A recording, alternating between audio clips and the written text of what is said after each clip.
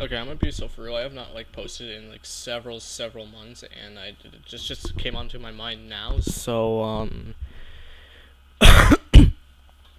yeah, we're just gonna have a video that is about ultrakill, and this is my first time, like I guess, power scaling it V1 in particular. This comes from a conversation I've had like 5 months ago with one of my friends, where I was getting rage baited to death. So I am now here to post a video on the actual power V1, so people are not stupid. Alright, let's begin. So, um, let's just get this started with. V1 is a beast. I feel like outwardly this is not that hard to tell. Realistically, a lot of shit that happens in ultrakill makes no sense. I'm just going to point this out for a fact. V1 is able to survive space when exposed to not only A, like shitload of radiation from the sun, but B, the sun isn't burning V1 in space. We can see this in 8-3. I know that's probably a horrible example for that, but I'm going to use it anyways because it's the closest we got. If we want a realistic estimation, V1 can at least survive around just like overall temperature, I would say maybe 200-400 degrees Celsius. I'm not translating into Fahrenheit. I am not doing that. I hate you all for asking me to do this.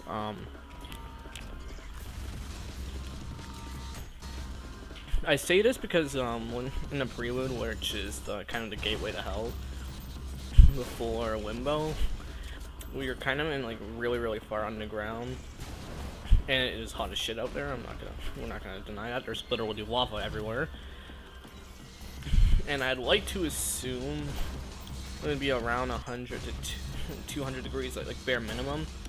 And we can assume V1 can also handle upwards of.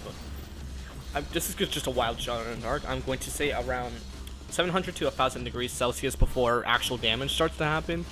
We can also see this in 0-E, which would be around that temperature when everything starts to melt. And we also see it in 0-4, but it's not as clear. This is because I'm assuming Hikita at the time of this wasn't really thinking about that, but when you started making encores, he did. So yeah. I'll just put examples up on the screen real quick.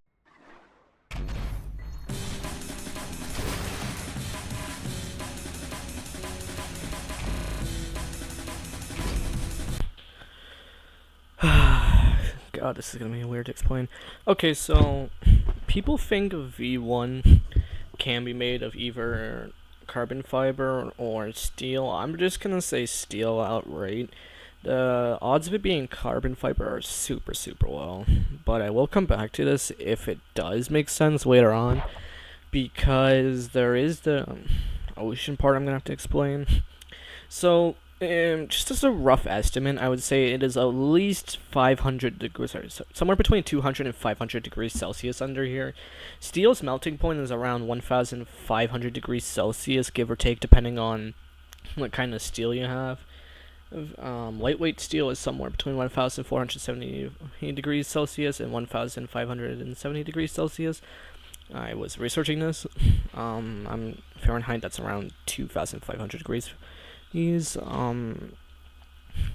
So the fact that V1 is able to handle this means it's probably capable of handling around 1,000+ degrees Celsius temperatures, which also means that V1 is capable of not dying to super hot heat. This kind of contradicts what's going on with the space thing, but also it's in fraud, so I'm assuming it's not actually space. But yeah, I don't know. It's weird to scale this. So 0-E, I'm assuming it has to. There's two possibilities. V1's actually made of carbon fiber. This kind of does support with 0-E, but also if we go to one in the interactions of Gabriel, it is said that, like, explicitly said that V1 is a creature of steel.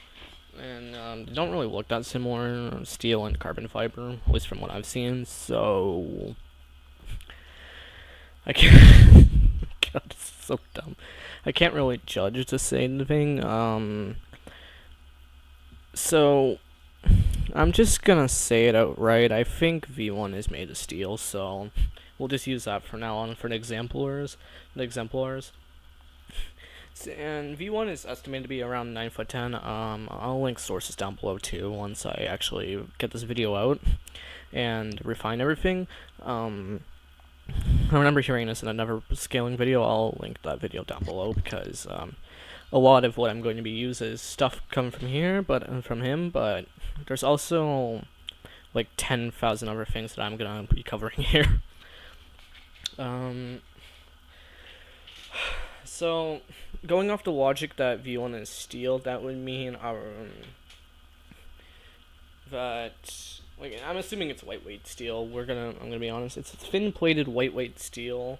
So odds are, I'll just say he is at least able to handle 700 degrees Celsius, at least, which means in 0-E, assuming that everything else is steel or something stronger, I'll just say at most everything might be able to handle 2,000 degrees Celsius at best. Then V1 can handle upwards of 1,600 degrees Celsius.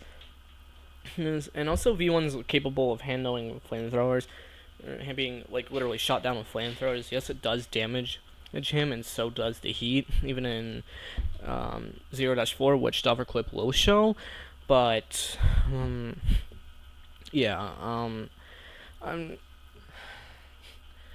so because there is a lot. An example is we go from flash freezed 0-E to a very, very, very, very hot 0-E, which it starts to damage him over time once it gets super, super hot and he's not in a cooling chamber. So yeah, V1 can at least handle 1,600 degrees Celsius. I think that's around 2,500 degrees Fahrenheit. Could correct me if I'm wrong. I'm just gonna play the rest of the clip so we can get a better example of this. I know this is probably the worst time to talk over this, but in the gameplay here too, you can see there's steam visibly here, which that's why I also assume it's stupid hot.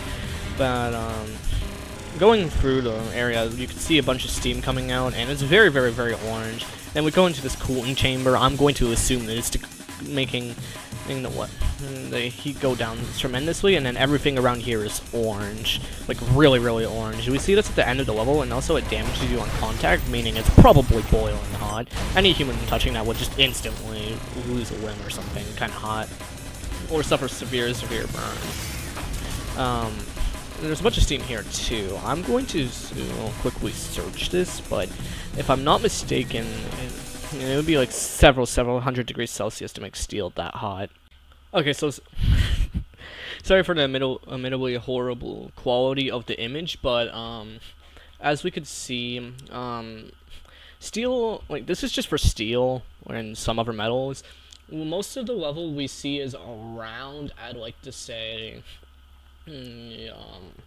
orange, but it does turn bright yellow, so it's between 930 degrees Celsius and 100 and I think this says 103 degrees Celsius. That's around what the level takes, but there's also some dark yellow, so around 150 degrees Celsius. So that means like it is like boiling hot in the level, and if V1 could touch that without immediately burning to death, that means that V1 could withstand extreme temperatures. I was originally going to make the argument the level was made out of tungsten, because tungsten can survive upwards, I think, of 3,622 degrees Celsius, but for it to turn orange and stuff, it has to be at the like highest temperature before it just genuinely starts melting. And that's why I say it makes more sense for the levels to be made out of steel. Yet again, I could be wildly wrong, but it's just kind of what it is throughout majority of the levels in Prelude and 0-E.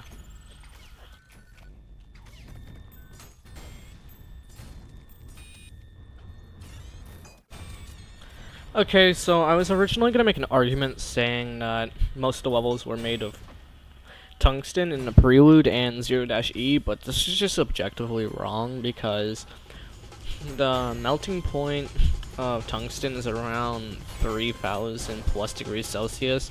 I'd like to estimate around 3,700 degrees because the point where it turns like bright orange and stuff is around the melting point, which is 3,622 degrees Celsius. So it physically cannot be tungsten. Steel, however, with the chart that we have there, makes the most sense because it shows in the thing that around 900 to 1,000 and 1,500 slash 1,050 degrees Celsius is around where it's a yellowish orange to like bright. Between dark and bright orange and yellow. So that's just what we're gonna estimate. So that means realistically the melting point of V1 slash when V1 starts to take serious critical damage from heat is around 1,000 plus degrees Celsius, and for extreme damage like we see in 0-E, this heat and evil heat, we'll assume it's around 1,600 to 1,800 degrees Celsius. Because this is where it's like serious irreparable damage to it. And that's also around plus over the melting point of most steel, so yeah. It might be a little unrealistic, I'm going to be honest, but it's the best lead we have on. It's also what makes the most sense in my head. Now, past that, V1's just like ridiculously fast. Let's just be honest. The sliding alone, if we used a measurement in game with units per second, I don't remember what they exactly translate to, but sliding is roughly 40 miles per hour. The dash alone is 100 miles per hour. Like, if you were to see V1 traveling, it would look like a fucking car flying around. Which also we can kind of use to estimate the size of most maps. V1 can travel, if V1 can travel 100 miles per hour in most places, most parts of most maps are like ridiculously small, because V1 could get to one side to the other in like literal seconds. You might say, oh, that might mean the maps that V1 could travel faster than that. No, this is estimates given by someone else again. I'll link down the video once I do get the video. I have to find it, but credits to the guy because he is basically where I'm getting like half the fucking information for this video from. Sorry in advance. V1 could technically travel lim inf distance, lim inf miles per hour, but aka massively faster in light at superluminal speeds, which is MTFL if you were curious. Yes, I noticed because I've actually had to use these terms before. Not in any videos though. But this is just completely unrealistic for several reasons. If we want to go with accurate estimates, the fastest V1 travels is around 500 miles per hour, and that's with core eject explosions and everything, which does damage itself to a degree, but you know what I mean. That's around as fast as it travels. And a lot of projectiles that V1 is able to slap away, ignoring the fact that it shouldn't be possible. With stuff with the cannonball, the SRS cannon, and when shooting with a cannonball, and we get cannon boost, I would just say it travels around the same speed of an actual bullet, if not much, much faster. I'd say upwards of 2,000 miles per hour, so around the same as a sniper bullet, I would assume. That's like just a generous estimate, because I like just genuinely don't know, but to be able to like fucking annihilate majority of things with a single cannonball punch, it's likely to estimate that, especially seeing that most things are flesh here, and it makes the most sense in my head anyways. Also, if you're wondering about why I haven't mentioned heat about in Limbo, we know canonically everything in Limbo is fake, so anything in the Wimbo can't really be taken account for. Some things can, but I just like not to. We might take stuff in with V2 because V2 is like basically the only other real thing there. And so we don't take account of a bar of soap that does 1 billion damage. It doesn't make any fucking sense. It's just a joke weapon. And it's also a reference to a different game, that's why we haven't mentioned it. And also assuming that V1 is the absolute beast it is, V1 can kill most things in under 3 minutes. The average enemy seconds. Bigger enemies with actual real weapons, not bar soap. V1 at most takes around 30 seconds to kill something, like just like perfect things. And that's for like big machines. And also, even then, actually no, I take that back. It takes maybe like 20 seconds at best. V1 and V2 are very similar. We can see in the background here. V2 is just a stronger made, I think, titanium version of V1. It's not as able to repair itself like V1 can, but it's still pretty powerful. And this was made during the new piece, so they wouldn't lose their money on the technology they made, so we're just going to assume titanium. It makes the most sense in my head anyways. V2 is a pushover, let's just be for real. I'm not going to estimate the multiple for it because we don't really have to, but we can assume that V2 is able to handle around the same temperature as V1 due to the second fight in Greed, where we're sweating on a fucking pyramid, which already alone should generate a crap ton of heat. But it's also in the boiling sun, so yeah. Yet again, this could also be hell itself, just being able to handle this, or if you want to be completely realistic, it's probably just heat and not fucking thinking about that, which fair enough, but we're gonna take it into account anyways. Now let's go on to the other stuff. I'm just gonna start with Lust here. No, V1 can't survive a black hole.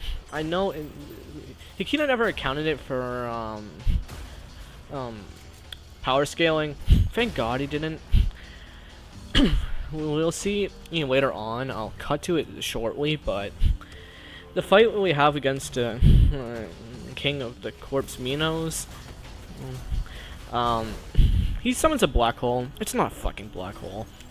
People will say, oh, it is, and take it into account for power scaling. No, it's not. If we look at another time, we'll have to go back to the other video.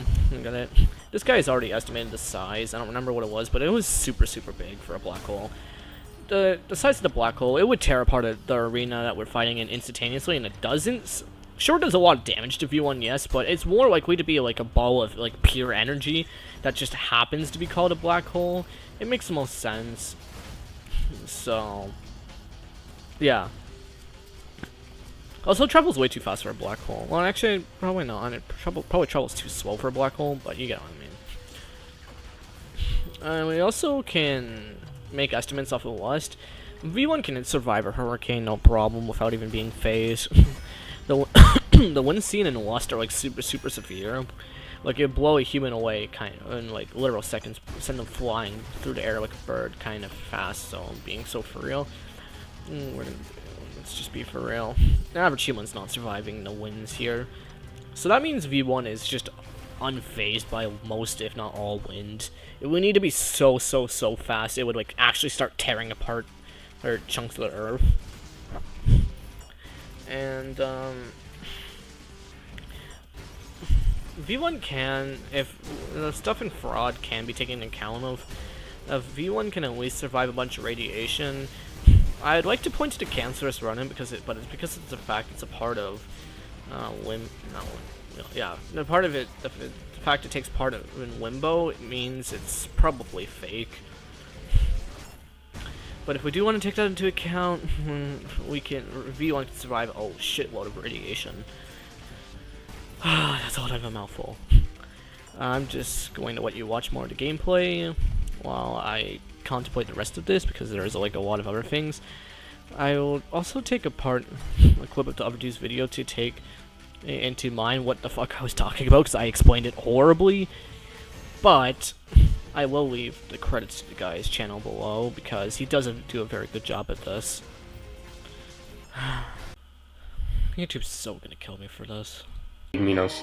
During his fight with our favorite killer robot, he's shown to be able to create a black hole to cut V1's story short. However, again, this doesn't make any sense. A black hole of this size should be tearing the arena apart along with both combatants. But let's entertain the idea. Let's roll all the way back to my third video ever, where I figured out a sense of scale using the gravity, with the assumption that gravity in hell works identically like the one of our planet does.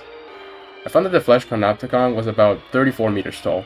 Using the grid texture with the sandbox, we can determine that the Flesh Panopticon is 44 boxes tall, and a quarter, meaning that each box is around 0.77 meters tall.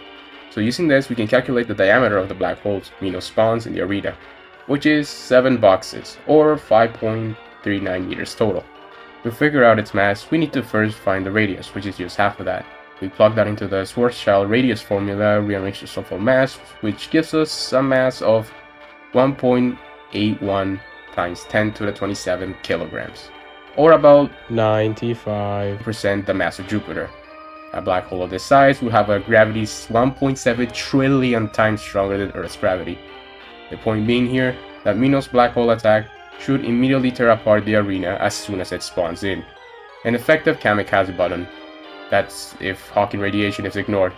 If not, then well, the black hole evaporates in less than a millisecond, releasing a huge explosion. And V1 supposedly tanks this like a champ, and you are welcome to subscribe to the logic if you so choose. But from my perspective, because everything is intact in the room, it would make more sense if this attack is not in fact a black hole. What? What's that? You're pointing me to the terminal calling it a black hole? Yeah, you're correct. The terminal says it's a black hole. However, just because you name it a black hole doesn't mean it is a black hole. Perhaps this attack is better explained as a simply more powerful concentration of hell energy. A slower version of an orb that just so happens to look like a black hole. Yeah, so he explains this a lot better in it. Also in his video, he does go over the height of V1, which is around 9 to 9 foot 10 feet, which I'm not gonna do the math work. I'll do it shortly, but oh my god. Oh my god, this is so awkward to explain. Okay, yeah, ignoring the fact that none of this will make any sense. And yes, the black hole should tear the arena apart instantaneously. And V1, and also the thing. Also going on later in his video, he does say that V1's reaction time is at least around the speed of sound. At least around 5 milliseconds. This is shown by the V2 fight where you can parry V2's Piercer shot, which not only A, travels pretty fast in game, but B is your own Piercer shot, but on a different robot.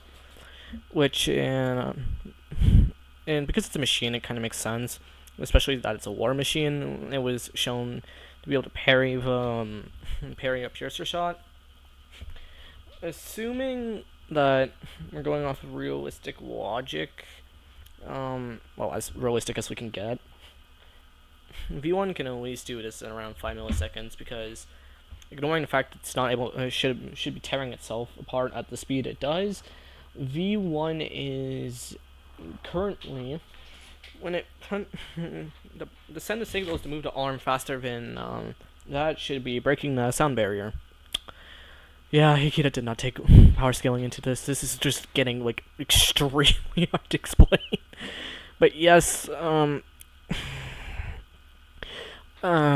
before you ask, no, we also have the same thing shown with shotgun, and the shotgun where we can projectile boost, which is actually just sound barrier, or if not a bit faster than the sound barrier when punching and doing this, because the pellets that are honestly pretty small move around this. He does go into this in the video again, but I don't want to be an asshole and use every single thing that he used for this.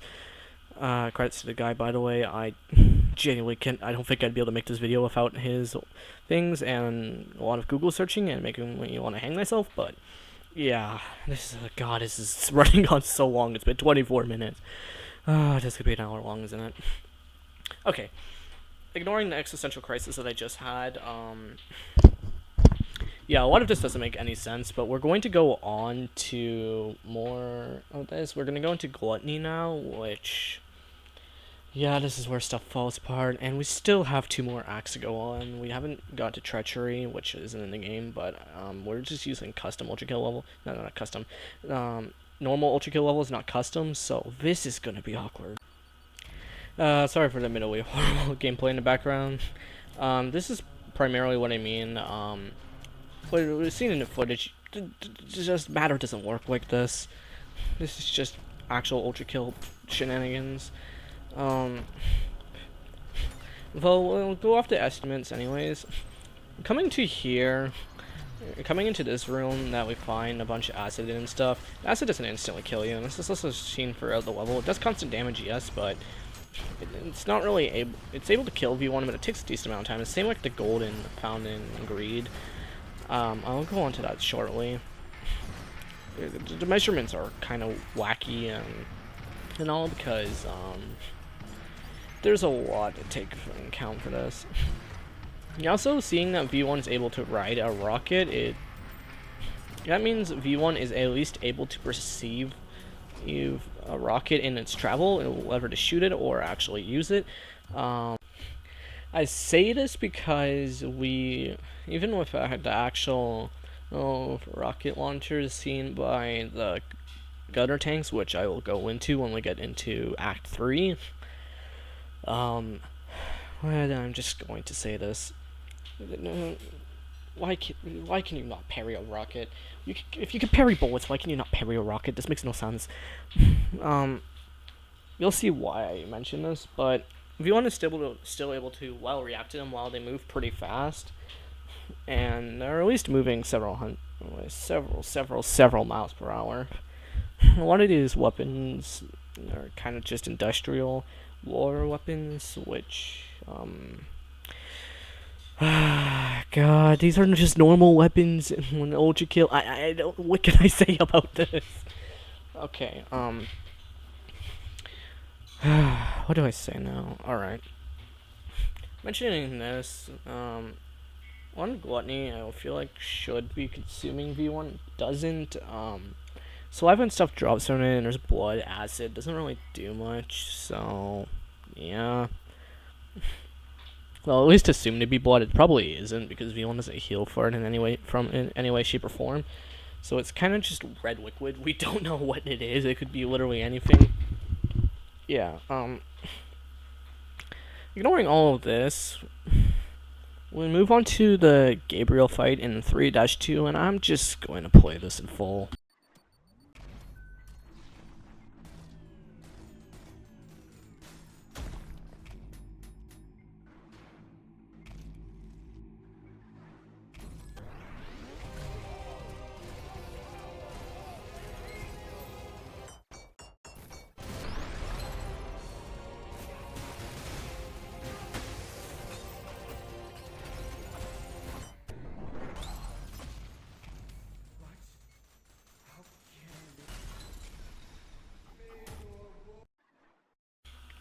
Yeah, you saw that right. I'm just gonna be so through. What the fuck just happened? Okay. Ignoring the fact that V1 should just be dead from that, I didn't get to show this in the fight because I instantly killed Gabriel, but Gabriel is moving fast enough in this fight to create after images, so I'd like to say at least V1 can handle around either, like at lowest V1 can handle at least maybe 5 times speed of sound, as in reaction time, and power scaling it to a ridiculous degree is able to handle around say a realistic portion of the speed of light in reaction time.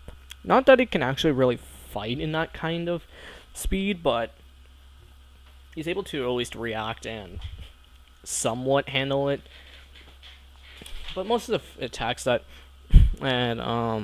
Gabriel does that are moving at light speed, V1 can't parry for obvious reasons. And the swords don't count. The swords are moving at maybe slower than a fucking bullet. It makes sense that V1 can parry this. And I'm just gonna say this now. Anything with magnitude, V1 can probably parry. Besides continuous streams of attacks like laser beams and stuff, which kind of makes sense because there's not really anything to hit. But yes, that is present. Yeah, it's just falling apart already. God. All right, let's move on to Act 2.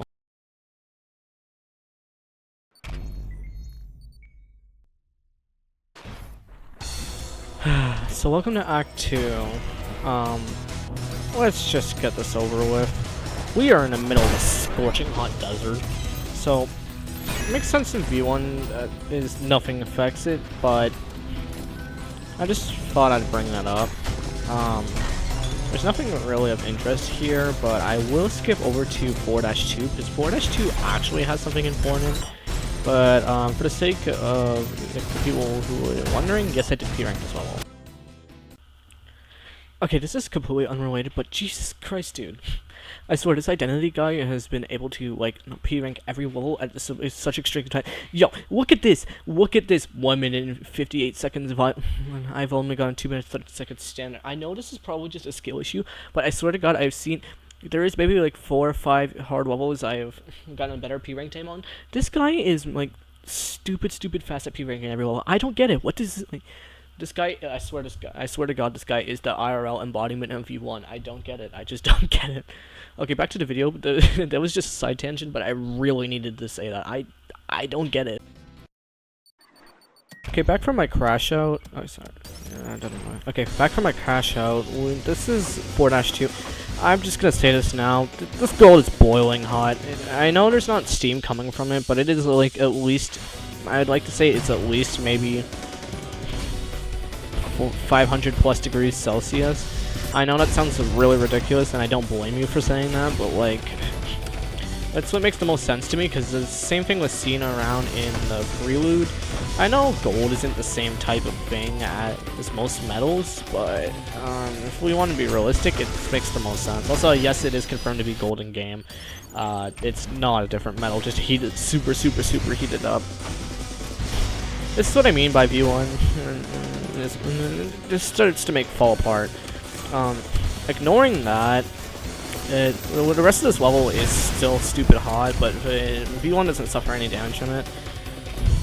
So it's likely to estimate that Reed for 4-2 is still several hundred degrees hot. Yeah, and also we can see the sun right behind from where the pyramid's on the side, so like it makes the most sense. Also unrelated, but well, I guess sort of related. And then Knuckle Blaster from V2 and V1 is like stupid OP. It's able to redirect most projectiles, which that also means it has an insane shockwave that somehow like ignores the loss of physics to a degree. So yeah, I don't get it, but going on from that, and V1 is able to wield multiple weapons and use both of them simultaneously without problems, so yeah. Another thing that just doesn't make sense, because that's not how it makes, whatever, you get what I mean. It shouldn't be possible. Ignoring all of that, and V1 is also able to handle explosions pretty fine and repair damage really easily, so we can at least assume, even if the defense is pretty weak, V1 is able to survive most things, and also able to repair for most things, and also parrying for some reason heals. There's just no logical explanation to that. There's genuinely nothing. You can't justify that, no matter how hard you try. So, V1 is kind of fragile, but also very powerful. Also able to remove at ridiculous speeds. Assuming that unit is around 0.77 meters, V1 is practically flying across every map. Also, that was around 30 inches, and I'm not confirming that to feet, but I think that is assuming if the measurement is around 30.21 inches, and I think, if I'm not mistaken, 12 inches is 1 foot.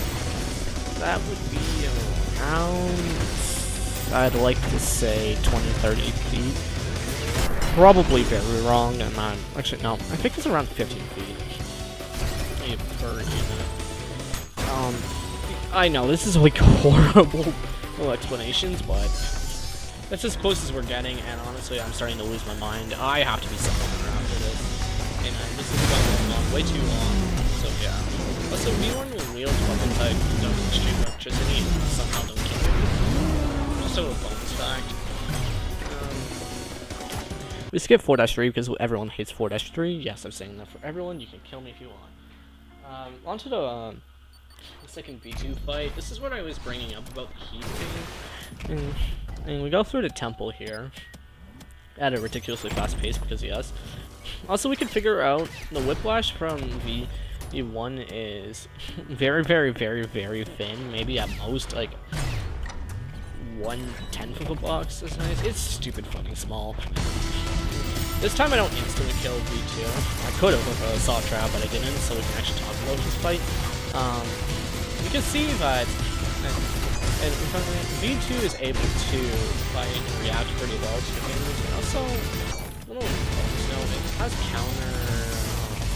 counteracting ricochet from the marksman, and so now we get on to the actual pyramid fight section.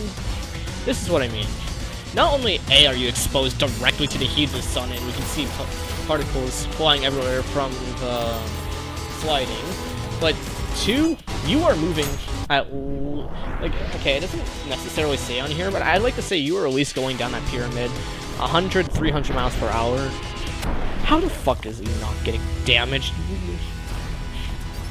That would have been a nice detail if they added it, so, but yeah. It's starting to already fall apart, and, sorry, it's not starting to, it's been falling apart, and this is just full of bruising. More shenanigans here. This is just stupid. Now we move on to Raph. I don't really have much to say for the first 2 levels. 5-2, we figure out that V1 isn't damaged by rain. Kind of obvious. And apparently V1's waterproof and doesn't rust and can work pretty fine underwater. I'm going to get the measurements for this, but assuming that the Panopticon is accurate measurement, I will grab the clip of it because I genuinely do not remember. We're going to use that to measure the depth of the water. Under the Flesh Panopticon was about 34 meters tall. Using the grid texture with the sandbox, we can determine that the Flesh Panopticon is 44 boxes tall, and a quarter, meaning that each box is around 0.76. Okay, so using these measurements around 34 meters tall, let's just go into 5-1 and measure this.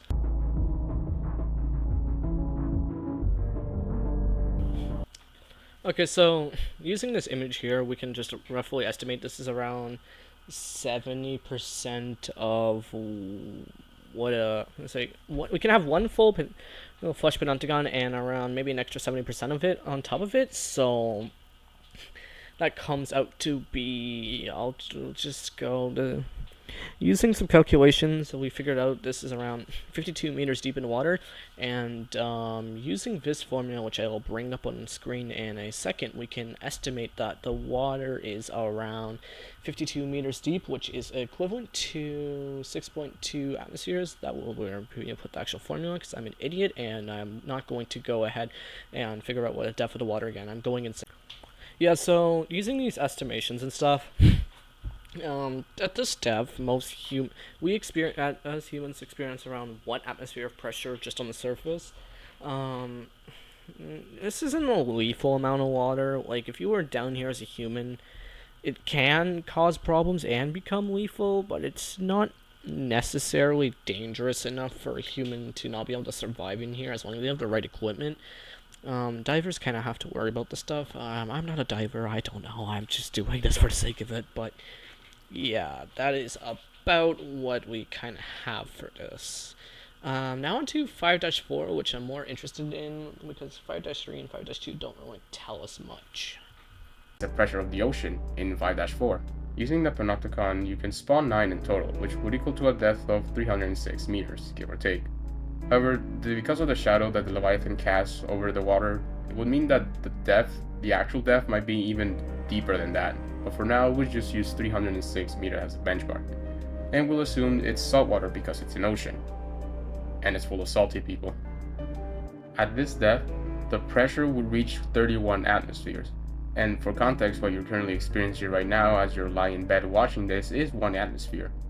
At this depth, the pressure would crush an unprotected human being, but some specialized life forms can live at this depth. Keep in mind that this is still the lower end of this measurement. The actual depth, I believe, is much deeper, and V1 still retains all its functional mobility, proving that he can withstand some notable pressure from the ocean.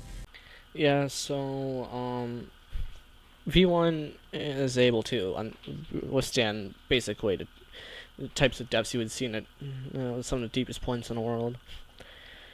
This is oh my god. Yeah.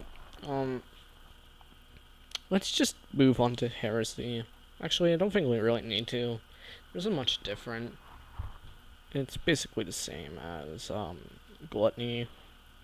I don't really know.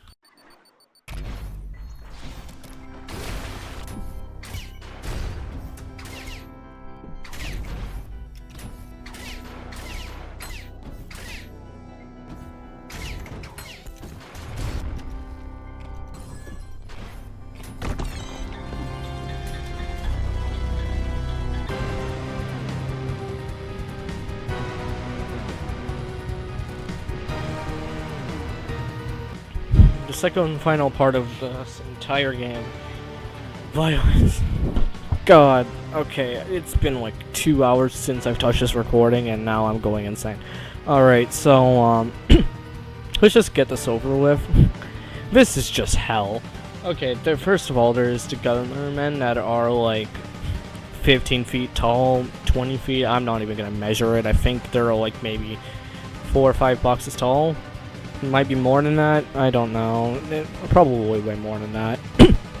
And also, just they're much bigger than V1, and V1's 9'10", so like, odds are it's gonna be bigger.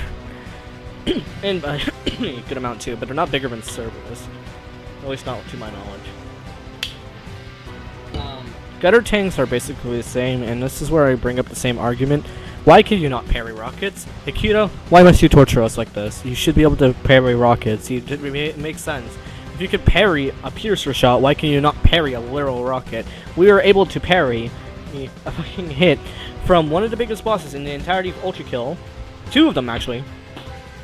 Being both the corpse of the King Minos and the Leviathan. Both are parryable, so why can we not parry a rocket? It makes no sense. I hate it so much, but you cannot. Anyways, moving on from that, there is a lot to talk about.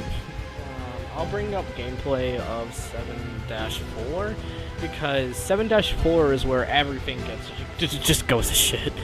Oh boy, let's just get this over with.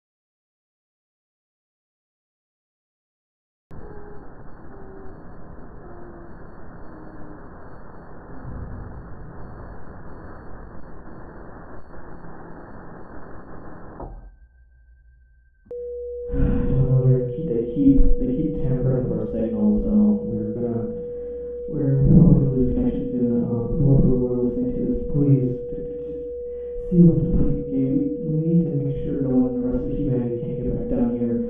The robots are lost cause, the money we should get it back. We need to seal this off before it gets to us. There's gonna be nothing left. Oh, shit. No, something out here. Get it. No.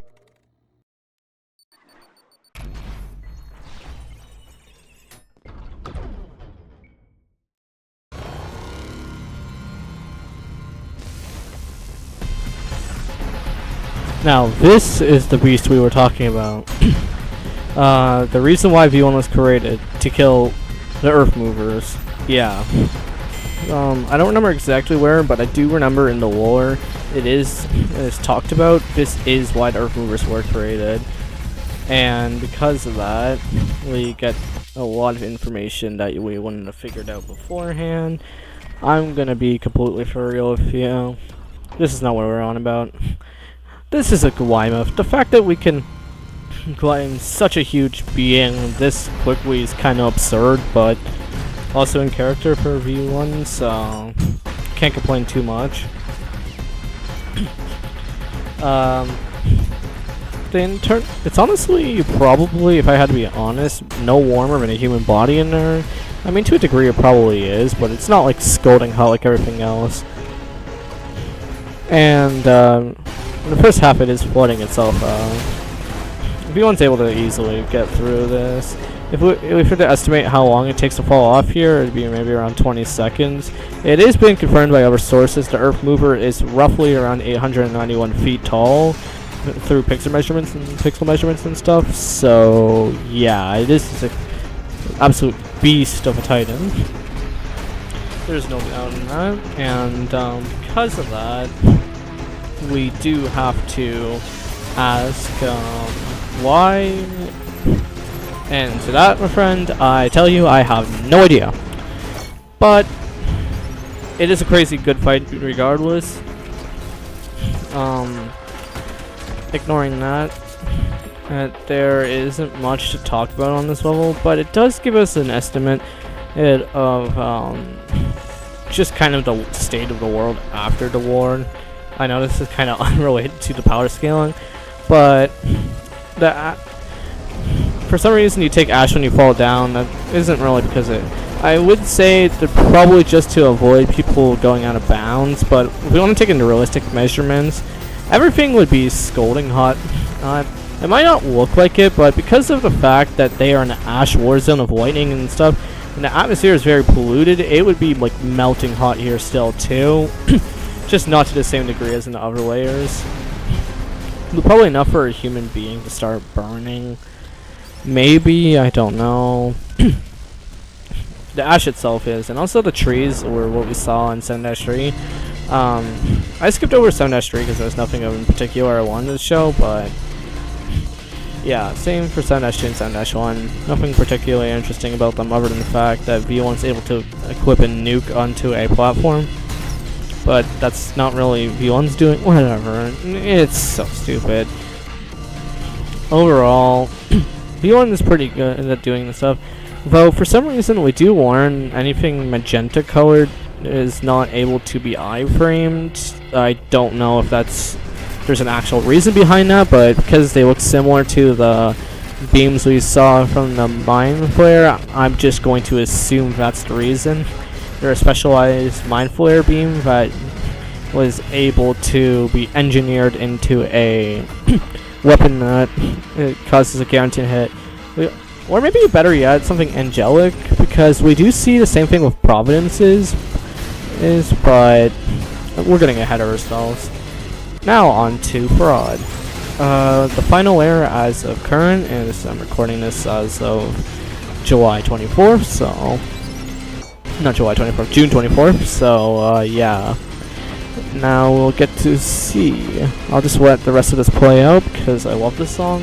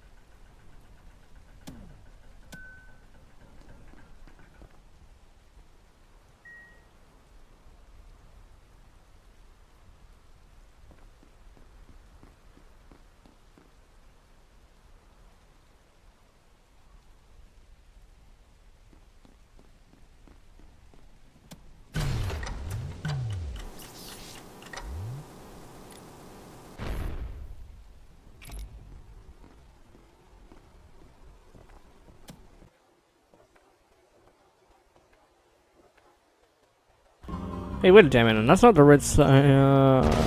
What the fuck? Hey, what the fuck? Yeah, so this is where everything falls apart. If it wasn't already bad enough beforehand, this is just where everything just completely shatters the illusion. Okay, so on to fraud. I'm just gonna list out certain things. One, why the hell can in V1 go flying this far into the air and slam to the ground, not getting damaged? Actually, that kind of makes sense because it's made of steel. One problem though. How the hell is V1 able to withstand and understand shifting space time like it's just another Tuesday? That what?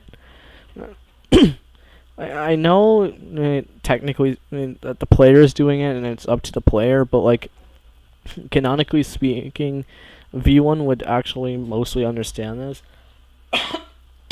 So yeah, that's a thing. 8-2 were introduced to death catchers that could revive every enemy besides V2 because V2 didn't die. I'd go into detail, but I don't want to sound like a conspiracy theorist. It's a joke that I remember making with one of my friends. It's a little panel thing that where the arm is under. V2 is coming back! 4-E. 4-E. That's my prediction. V2 comes back and 4-E. I have to like put up that one fucking image of the copium. Anyways, outside of the death catcher, there's nothing really interesting in 8-2 other than the fact there's a secret level coming. And I don't know how to phrase this better, but there's the room that makes makes the devil sound less demented. But actually, yeah, we'll just pretend that hell itself is the one that wrote it, which I'm pretty sure it actually was, and not like Lucifer. So yeah.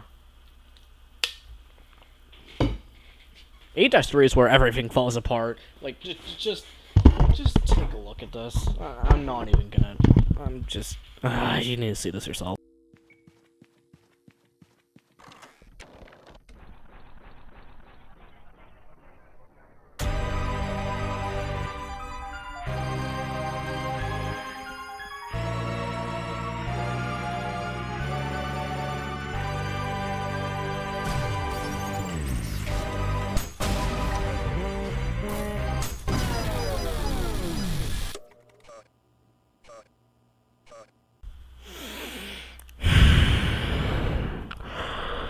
I'm so done. Oh my god, it is like actually dark outside.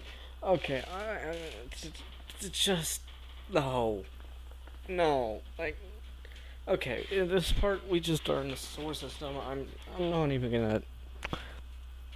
The sun is right there. It is like has to be burning hot, and the radiation out here would be insane. Yeah, no. Yeah, so in this part, we're just literally flying through space. Like, there's no denying it. That's literally what's all that's happening. I've run out of ideas. I just there's so many problems with this. The Powerscale, like, one, how the fuck can a robot survive in space with all the radiation and freezing temperatures, yet also extremely hot temperatures that would be out here? Two buildings are flying around. Why is V1 able to go between these with no problems? I know this is not shown in the gameplay because I do not feel like recording the same part 3 times in a row, but you can just easily travel between the buildings. You can fall. You can't really. Well, yeah, you can fall out of bounds. You just get teleported back to the place, like every other thing. But yeah, and there's planets around here, and I'm not gonna spoil. You know, yeah, we're just gonna spoil. We are flying towards the sun. Normally you can't do this for obvious reasons, but the sun has a texture. I try to spawn something here, but can't because I'm an idiot, and why would I just try to spawn something into a fucking sun? And it's not even close to me. I try to do it over there too, and then just start spam it. Nothing happened.